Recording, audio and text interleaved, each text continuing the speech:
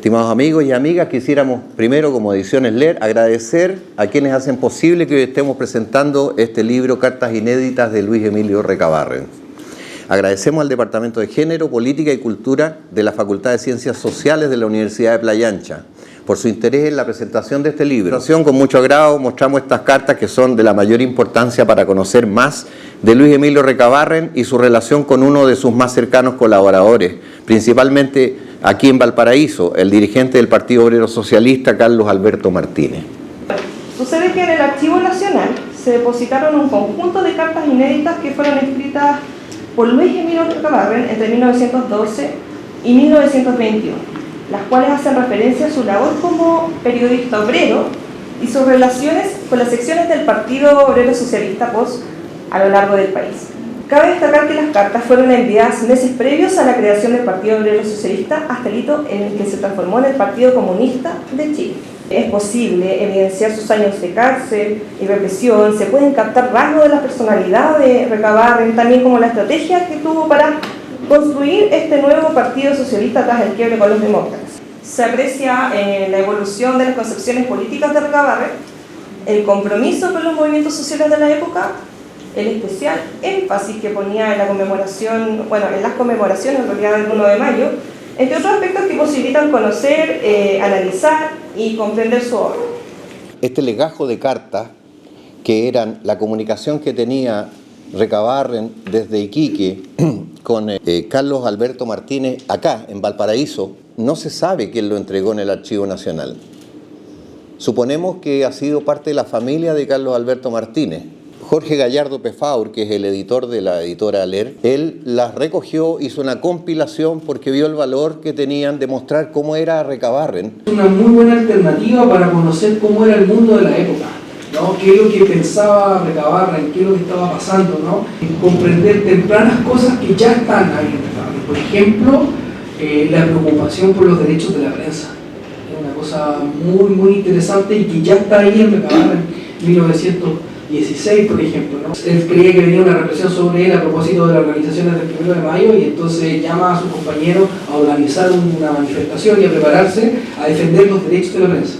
Es posible evidenciar la vocación transformadora y democrática de Recabarren, como un hombre inquieto, agudo, viajero, entre otras características propias de la personalidad. Esa hambre de conocimiento en las más variadas áreas del desarrollo humano lo convirtieron en un hombre culto, a pesar de no tener gran formación escolar.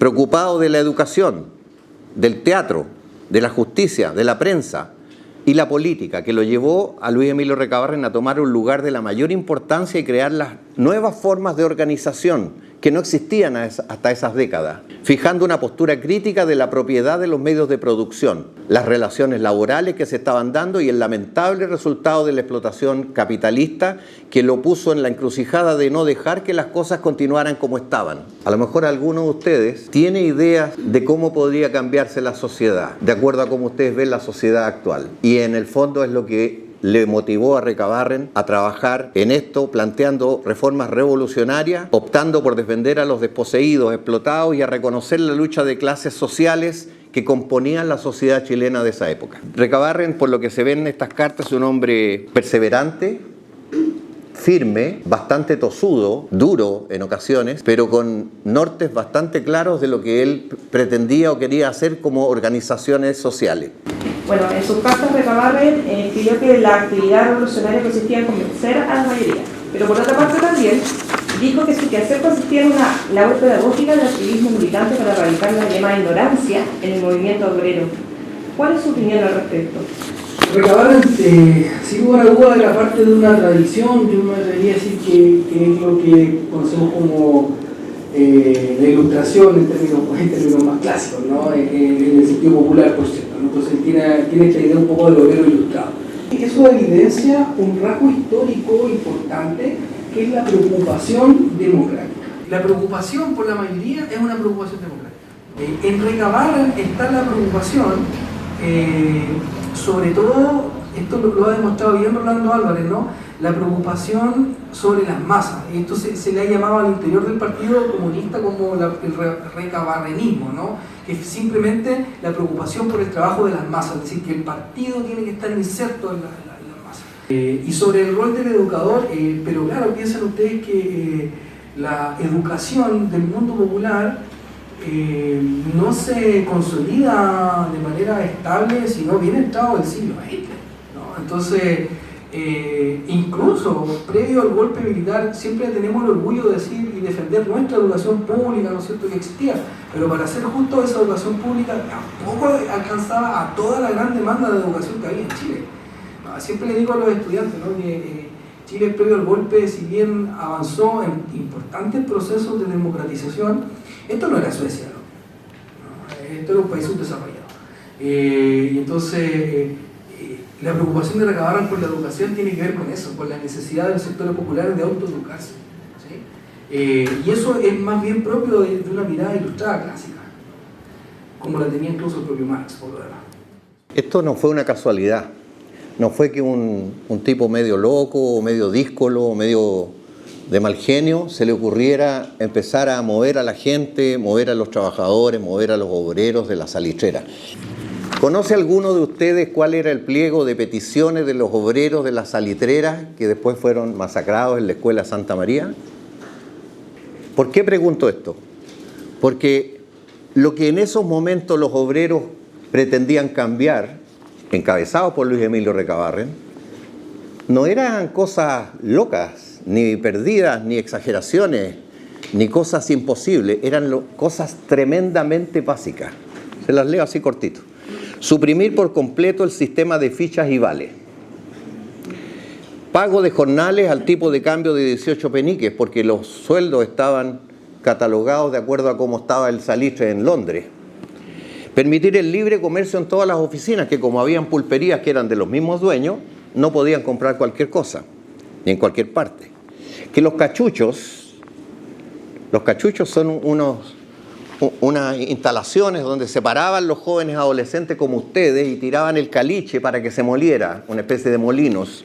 Que los cachuchos debían cerrarse con rejas de fierro para impedir las continuas desgracias que sufrían los operarios, que caían y quedaban molidos, ahí mismo. Que en todas las pulperías debería haber balanza y vara, porque como se dice vulgarmente, se los piturreaban con el peso en lo que les vendían. Que se habilitaran en las salitreras, en los establecimientos salitreros, lugares para fundar escuelas, porque los obreros no estaban solos, tenían familias, ¿ya? Que los empresarios no arrojaran el caliche que ellos calificaban como de mala calidad y no se lo pagaban a los obreros, que las personas que habían tomado parte en esa organización no fueran reprimidas o destituidas de sus puestos, que en caso de que una oficina por obra y gracia del dueño decidiera parar, se le pagara a los trabajadores por lo menos una indemnización, algo, 10 días, 15 días por parar el trabajo, y que todo eso se reduciría a una escritura pública. Ese fue el pliego de peticiones que se hizo por los obreros antes de que fueran masacrados. ¿Cómo se llegó a esa situación? ¿Cómo Chile tuvo esa salitrera y esos obreros en esas condiciones? Permítanme la digresión sobre cómo la sociedad chilena se estaba, comillas, ordenando después de la Guerra del Pacífico, que fue años antes. Los orígenes reales, no siempre divulgados claramente por la historia oficial, y que los chilenos de estas nuevas generaciones, nosotros todos incluidos, hemos recibido, conocido y aprendido en nuestras aulas. Es cierto que Chile en 1879 contestó a la agresividad del dictador golpista boliviano Hilarión Daza, que siguiendo consejos del Perú aprovechó de reflotar un tratado secreto que habían suscrito años antes entre ambos países, Perú y Bolivia, al que trataron de sumar incluso a Brasil y Argentina para darle un cuartelazo a Chile y quitarle las salitreras de Antofagasta a los empresarios chilenos. Antofagasta estaba en manos bolivianas, pero habían empresarios chilenos que tenían allá salitreras. También es cierto que Daza, faltando al tratado existente, que además existía con Chile y Bolivia, con una cláusula básica que decía respetar por 25 años al menos no subir el impuesto al salitre de esa zona, explotado por empresas chilenas, su objetivo fue embargar y luego rematar la salitrera de Antofagasta para beneficio de las empresas peruanas de Tarapacá, que era peruano. porque allí la producción de Antofagasta significaba la más grande competencia en el mercado inglés del salitre para el salitre peruano de Tarapacá.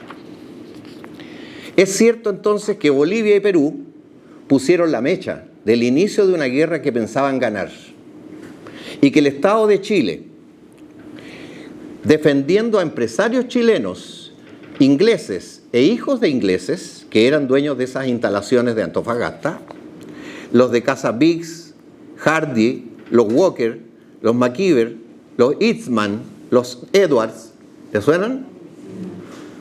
Y otros tantos, todos miembros de la oligarquía nacional y relacionados fuertemente con parlamentarios, parientes de generales y comandantes de ejército y de la armada, dueños a la vez de haciendas y minas de carbón en el sur, de las minas en el norte del país, de bancos, de puertos, de ferrocarriles. Ellos, esa aristocracia, plutocracia, intercedieron y presionaron con sus influencias para que el gobierno de la época en Chile contraatacara con la toma por la Armada de Chile del puerto de Antofagasta el 22 de febrero de 1879. Estamos viendo cómo se inicia la Guerra del Pacífico. Ahí se desató el inicio de la guerra. El resto del evento bélico no lo voy a relatar porque ustedes lo conocerán, pero los resultados ¿saben cuáles fueron? ¿Saben ustedes qué ocurrió durante el transcurso de la guerra con la propiedad de las acciones de las salitreras peruanas de Tarapacá? Perú había nacionalizado su salitrera y cuando había estallado el conflicto procedió a vender las acciones de sus instalaciones, de las salitreras de Tarapacá, que eran la mayoría por lo demás. ¿Saben ustedes quiénes fueron los principales compradores de esas acciones? El inglés Thomas North, la empresa Biggs y muchos empresarios chilenos a través de interpósitas personas. ¿Saben ustedes qué pasó después que terminó la guerra? Tras la derrota del ejército boliviano primero y luego el peruano en la casi final batalla de Huamachuco en 1883 en el norte de Perú, que el gobierno chileno reconoció la propiedad de las salitreras peruanas, ahora en poder a los tenedores de acciones, entre comillas. Es decir, a los oligarcas chilenos e ingleses que quedaron así dueños de esos medios de producción. ¿Te queda claro? Todo esto luego de las muertes en muchas batallas de miles de soldados chilenos, peruanos y bolivianos, cuya sangre quedó regada en la pampa salitrera tarapaqueña y en todo el territorio de Antofagasta, antes administrado por Bolivia y ahora considerado chileno. Los soldados y oficiales que sobrevivieron después de este, comillas, servicio a la patria, fueron licenciados, en términos militares se llama dados de baja, con míseros pagos, y la mayoría devueltos a sus lugares de origen, el regimiento de Talca, de Linares, de Concepción, de todas partes, los devolvieron, porque Chile quedó en una condición muy pobre después de la guerra, más pobre por supuesto quedó Bolivia y Perú, pero esa es la situación. Sin trabajo, con pensiones vergonzosas, lisiados, sin brazos o piernas, muchos enfermos de cólera, paludismo o fiebre perniciosa. ¿Saben lo que es la fiebre perniciosa? En la época no se sabía lo que era. Ellos llamaban así a los desconocidos virus. Todo esto como resultado de 3 países hermanos que habían quedado en la miseria producto de una guerra armada para defender los intereses de las oligarquías. Ojo, no de la patria solamente, de las oligarquías de cada país, especialmente la chilena. Pero también muchos soldados quedaron deambulando en el norte y obtuvieron como única alternativa trabajar en la salitrera. Esta historia la vivió muy de cerca mi bisabuelo, que siendo oficial de un regimiento chileno y después de sobrevivir a 4 de las principales batallas, se quedó en Iquique, ahora chileno, como ferretero vendiendo herramientas para la salitrera. Veamos brevemente qué pasaba en la salitrera después de la guerra. De las más de 50 salitreras que se reiniciaron en Tarapacá después de la guerra. Tomen nota de cómo funcionaban. La extracción y acarreo de salitre durante los primeros años era absolutamente manual y rústico. El proceso del chancado del salitre, del caliche se llama, la roca que extraen materia prima, y su elaboración eran altamente rudimentarios. Requería de mucha mano de obra para picar los bloques, recogerlos y cargarlos en la pampa para trasladarlo en carreta a la salitrera, cargando a mano los cachuchos donde se molía antes de convertirlo en salitre. donde no importaba que hubiesen jóvenes, casi niños, ancianos y una gran cantidad de los enganchados del sur, que llegaban alucinados por las promesas hechas de mejor futuro que en el campo chileno, abandonado y pobre. Ese campo donde muchos habían dejado sus orígenes y sus padres, trasladándose a vivir en casuchas de calamina en el norte. ¿Sabes lo que es la calamina? Planchas de zinc, que eran las murallas de las casas, sin agua potable, sin water, pasando fríos y calores horribles propios de la pampa, creyendo en las promesas de los que lo habían trasladado. Se juntaron entonces con muchos de estos soldados que quedaron abandonados, recibiendo el llamado pago de Chile. Ese es el pago de Chile. De ahí surgió esa expresión. Para ahora servir a los mismos explotadores, pero de otra manera, solamente cambiando el fusil por la pala y la picota. Cada día las condiciones eran peor para los obreros. Las mujeres parían sus hijos sin tener la menor asistencia, muchas veces falleciendo ambos, con riesgos enormes laborales. Los jóvenes morían cayendo después de estar parados sobre los cachuchos. Se engañaba a los obreros pagándole con fichas que les obligaban a comprar en las pulperías que eran de propiedad de los mismos empresarios inescrupulosos, para tenerlos así amarrados a vivir permanentemente en sus instalaciones sin poder moverse a trabajar en ningún otro lugar más digno, convirtiendo una relación de trabajo en una verdadera esclavitud. Estos ejemplos son solo una pequeña enumeración de las horribles condiciones del pueblo frente a sus literales explotadores. Y así es como el germen de justificada rebelión estaba sembrado. Y sobre la estéril arena nació la semilla. Algunos dirigentes empezaron a recorrer las salitreras al enterarse de las injusticias y muertes que allí estaban ocurriendo. Y en principio formaron pequeñas organizaciones mutualistas de carreros, talabarteros, barreteros y muchos otros oficios.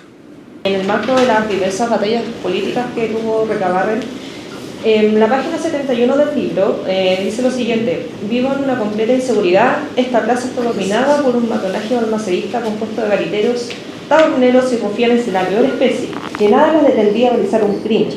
E incluso también, en otras páginas del libro, habló sobre una amenaza judicial y persecución ilegal por el bonete, y solicitaba la organización de un mitin de protesta y propaganda en pro de los derechos de la prensa. Entonces, igual es interesante ese tema. Ahí agradezco que puedan comentar ustedes en relación a cómo él propició esto también, entendiendo que igual los orígenes de la libertad de prensa en Chile vienen desde 1823. Hay que como desmistificar la historia de nuestra democracia. En Chile existe una larga tradición que siempre ha pensado a nuestra democracia y nuestras instituciones como desde una lógica excepcionalista. Cuando digo excepcionalista, lo que quiero decir es que siempre Chile se ha pensado, no sé si han escuchado esto, algo así como los ingleses de Latinoamérica, ¿no? Como que somos como la casa pituca en el barrio pobre, ¿no? Tuvimos la mala suerte de nacer en Latinoamérica, una cosa así, ¿no? Y entonces Chile siempre se piensa más estable, más democrático, ¿no? Y claro, evidentemente tenemos diferencias con nuestros países hermanos latinoamericanos, no cabe la menor duda, así como también tenemos semejanza. Estas cartas de Recabarren, y a propósito de la pregunta que tú haces, Amanda, ayudan a desmitificar ese excepcionalismo, ¿no? Ya lo hacía a propósito lo han hecho diversos autores, pero si yo lo vinculo con lo que dice Recabarren a propósito de esto, los procesos electorales en Chile nunca fueron muy limpios, hasta el día de hoy, digamos, ¿no? Pero hoy son un poquito más limpios que antes, ¿no? Fíjense ustedes que para el tiempo de Recabarren, ya desde el siglo XIX, los procesos electorales eran luchas brutales, ¿no? Para el periodo post-independencia, por darles un ejemplo, los pipiolos, comillas liberales, así como los pelucones, tenían verdaderas tropas de personas con misiones específicas para impedir que la gente llegara a depositar los votos. Habían apretadores, arrebatadores y asaltantes. Eso está largamente estudiado, o sea, grupos de choque que impedían que la gente lograra votar. De hecho, en ese tiempo, como no sé si ustedes saben, pero no existía lo que nosotros tenemos hoy día como carnet electoral. Había algo así como una calificación, ¿no? Y lo que hacían, por ejemplo, los policías locales eran que tomaban las calificaciones de su tropa y las guardaban en armario. y se las prestaban solo al momento de ir a votar. Entonces, cuando recabaron cuando se despliega electoralmente, es una cultura absolutamente brutal en términos electorales, no es como lo conocemos hoy, ¿no? Que el fin de semana pasado hubo primarias, ¿no? Y entonces uno va y está el CRL, y está el carnet, y es más o menos todo tranquilo. La verdad es que en ese tiempo no era así. Hoy por hoy son estudiantes de Derecho la mayoría que están acá, pero ustedes saben perfectamente cuáles son sus derechos, cómo son los procedimientos electorales, que no puede haber campaña, que lamentablemente está cerrada la botillería, ¿no es cierto? Se hace muy fome ir a votar hoy día por lo demás. Entonces, en ese tiempo eso era un cambio brutal. Era brutal. Asalto a locales, represión de policía, peleas, robo de urnas, etcétera, ¿no? Entonces, recabar en ese contexto se está desarrollando. O sea, en ese momento, en la época, los demás países tampoco tenían voto universal. ¿Sí? Es un proceso que se va dando paulatinamente. Y además, como dice, los votos censitarios o restricciones al proceso electoral. Las cartas de recabar, creo yo, sirven para desmistificar un poco nuestra propia historia y mostrar que en realidad este país tenía tantos problemas como el resto, ¿sí? Y con respecto al otro, bueno, ya lo dije, ¿no? Los derechos de prensa, ¿no? Efectivamente, en la tradición de recabar, en la tradición del movimiento obrero, existe preocupación por la defensa de los derechos. Y la idea de defender derechos, valga la cosa, es una idea moderna. Lo que éramos no es una idea moderna, ¿no? Y ahí está presente. Las cartas de Recabarren, a propósito de eso, lo que muestran es que tempranamente en el mundo popular existe preocupación por los derechos, como bien lo describía acá el colega, ¿no es cierto? Tempranamente, y las exigencias del movimiento obrero y del mundo popular nunca fueron irracionales. O sea, fíjense, el petitorio que acaba de leer nuestro compañero, eran peticiones bastante razonables, digamos. No vi ninguna petición así como acabar con el capitalismo, que de igual manera es razonable, ¿no? Pero en ese momento esas demandas tampoco lo eran. La sociedad chilena en esos años, estamos hablando de 1880 aproximadamente, estaba todavía conformada por el Partido Conservador y Liberal, como dice Aníbal. Entonces, derivó en 1887 recién en una organización política que se llamó el Partido Demócrata, fundado por don Malaquías Concha, que tenía en su comienzo características de interpretar a sectores populares, pero en años posteriores quedó absorbido por su origen pequeño burgués, no estaba compuesto por obreros, por proletariado, y por su connivencia con el gobierno liberal de Ramón Barros Luco, y por lo cual la producción ¿para quién? Para el régimen en ese momento, la producción de las salitreras era fundamental, porque sobrevino la Primera Guerra Mundial y su precio se vio muy elevado en el mercado mundial, el salitre. Por tanto, no había tiempo de preocuparse de obreros, de sus condiciones, de los reclamos. Eso era algo de menor importancia. Luis Emilio Recabarren, junto a otros que formaban parte del Partido Demócrata, entre los cuales está a mucho orgullo mi abuelo, Salvador Barragol, hijo de ese oficial que yo les hablaba que vendía en ferretería, todos miembros de ese Partido Demócrata se alejaron de él por su negativo cambio para los trabajadores. Y así fueron 25 personas, incluidos ellos, los dirigentes fundadores del Partido Obrero Socialista, que se reunieron el 6 de junio de 1912 en una espontánea asamblea entre muchos sombreros y humo de cigarros. Como nos relata Andrés Sabela, escritor antofagastino, en su libro Norte Grande, y don Sergio Grez en Historia del Comunismo en Chile. Esta organización pasaría, el Partido Obrero Socialista, 10 años después, el 1 de enero del año 22, como lo decía Carmen, en Rancagua, en el Congreso, a convertirse en el Partido Comunista de Chile y afiliarse a la Roja Internacional. Allí entonces surge un líder imprescindible que visualiza que había que conectar a los trabajadores de todas las salitreras con sus comunes problemas e injusticia y crea formas para llevar su discurso a todos. Formas, a través de prensa escrita, como esos diarios que ustedes ven ahí, cuando no existía la difusión por radio ni otros medios. salvo el telégrafo, la prensa y las cartas como formas de comunicarse. Pues de ahí la validez de estas cartas inéditas. Entonces este obrero tipógrafo y sus compañeros crean un diario. El diario era así, 3, 4 páginas, y salía semanal o a veces diario, pero era generalmente semanal. Entonces crean el Despertar de los Trabajadores, boletín semanal que se financiaba gracias al apoyo de los obreros, que lo compraban y se lo traspasaban de mano en mano. El que realmente, como indica su nombre, despertó la conciencia de los obreros y los unió para luchar contra la injusticia. Luego y sin descanso fueron juntos creando numerosos diarios como Justicia, que ustedes lo ven ahí, El Pueblo, y otros más en diversas regiones de Chile, Tocopilla, Copiapó, Concepción, Santiago. Los empresarios en el gobierno y su mano armada ya habían desatado represiones sangrientas en muchos lugares. La huelga de la carne, que habrán escuchado ustedes, en 1905, la de la Plaza Colón en Antofagasta en 1906, la matanza en Iquique de la Escuela Santa María el 21 de diciembre de 1907, donde los dirigentes, los obreros y sus familias fueron virtualmente asesinados. En miles por los regimientos que habían quedado, ojo, de planta permanente después de la Guerra del Pacífico. Los mismos que después, en 1891, habían derrocado al presidente José Manuel Balmaceda, porque sus planes de cambios de Balmaceda atentaban contra la propiedad y los intereses de los oligarcas. Como pueden apreciar, la minoría dueña del país, usando las Fuerzas Armadas, repetiría estos nefastos episodios en nuestra historia tantas veces como lo requirieran.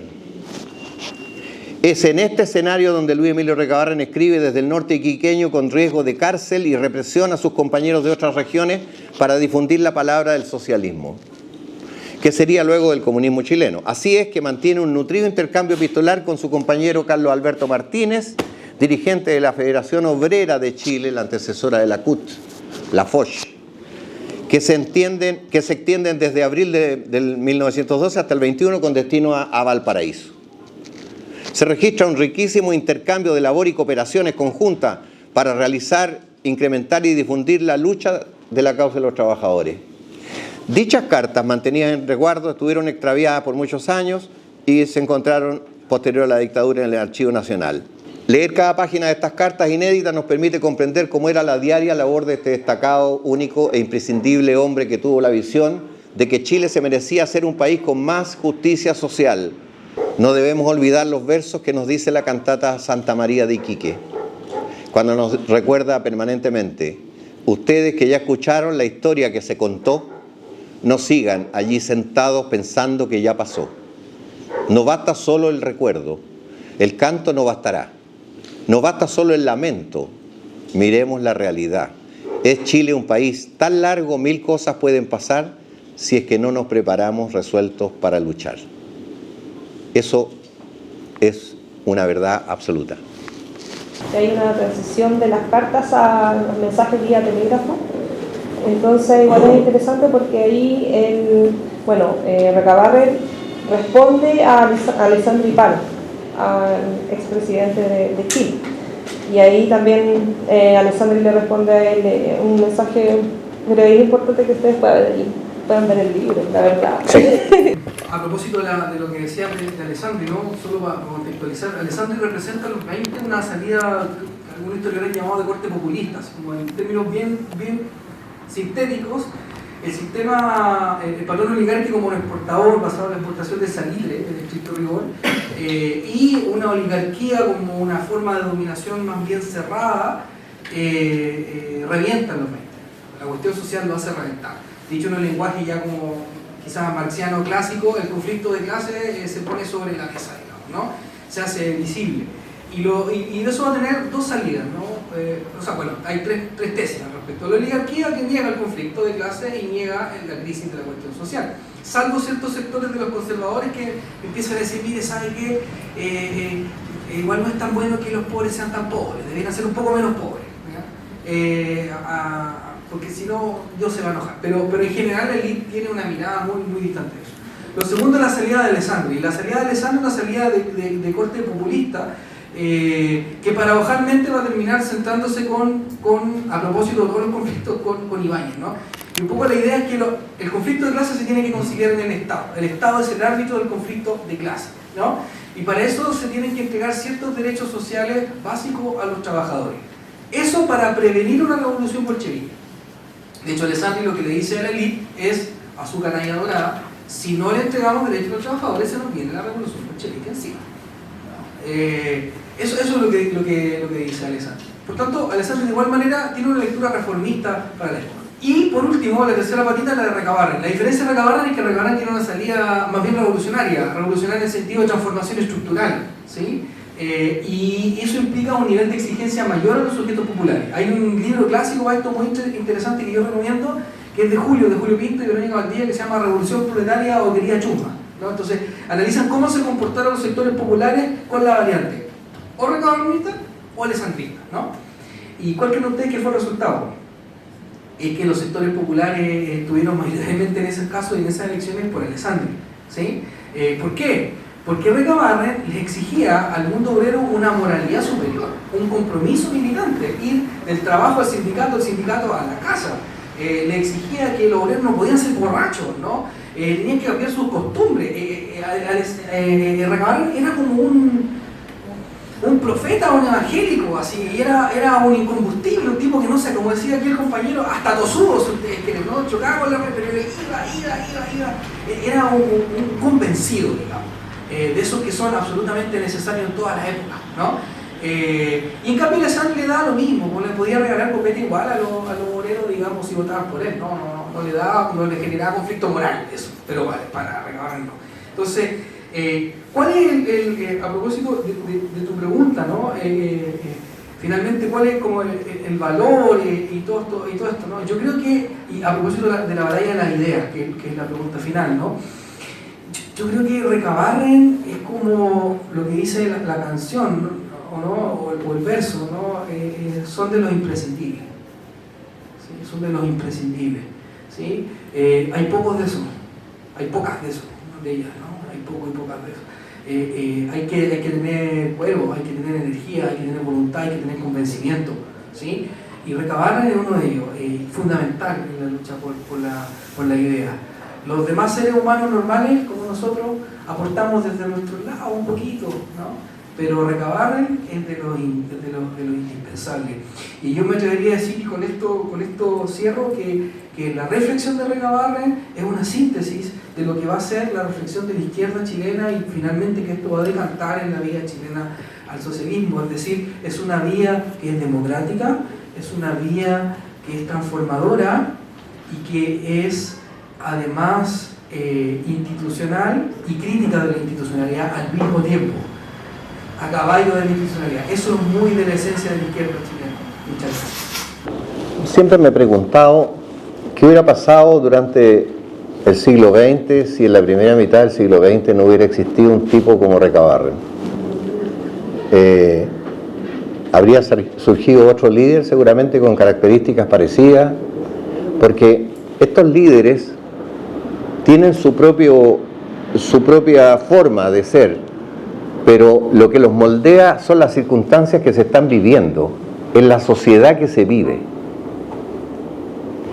Hoy día vemos en la sociedad nuestra de que hay, condiciones tan diversas, la tecnología está cambiando tan rápidamente que no alcanzamos ni a darnos cuenta para tener una visión global de lo que es, para dónde va la sociedad. Y surgen ideas de todos los sectores, todas respetables por supuesto.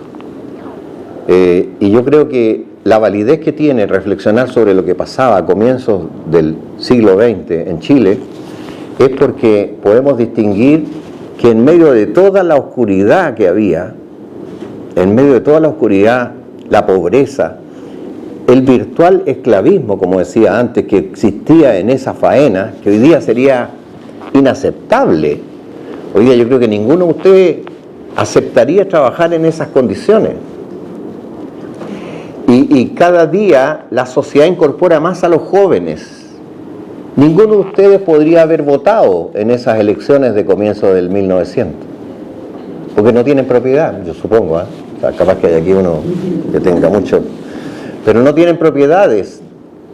Veo que hay muchos menores de 25 años, y veo que hay mujeres que tampoco podrían haber votado, por ningún motivo. Eso era el voto censitario. Había que ser dueño de propiedades, tener más de 25 años y ser hombre. Y así se podía votar. Entonces, la democracia de esa época no es la democracia que nosotros conocemos hoy día, que todavía es perfectible, pero se ha progresado, la sociedad progresa, porque hay personas, como lo fue en ese momento Recabarren, que pudo detectar que las falencias, los problemas que tenía la sociedad de ese momento necesitaba que alguien lo dirigiera. Y no le pongamos nombre, no le pongamos color. Yo soy comunista, pero no me importa, yo tengo grandes amigos que tienen otras ideas. Podría haber sido socialista, que fue un partido que apareció después, podría haber sido ecologista, ¿no es cierto? Tantas líneas que hay de pensamiento y que hay que respetarlas. Pero el problema está en que esa gente necesita el apoyo de las mayorías. El 70% de las personas que votan en Chile son personas que se dejan llevar por la ola, por lo que dice la tele, por lo que dicen las redes sociales, por las fake news, por los medios de comunicación, que sabemos en qué manos están. ¿Me explico? Entonces, por eso en Chile es muy difícil que se pueda avanzar, progresar, porque las personas no quieren participar muchas veces. Y se compran barato algunas situaciones de descalificación de la política. Y la descalificación de la política y de la democracia es el principio para que los poderosos ganen siempre.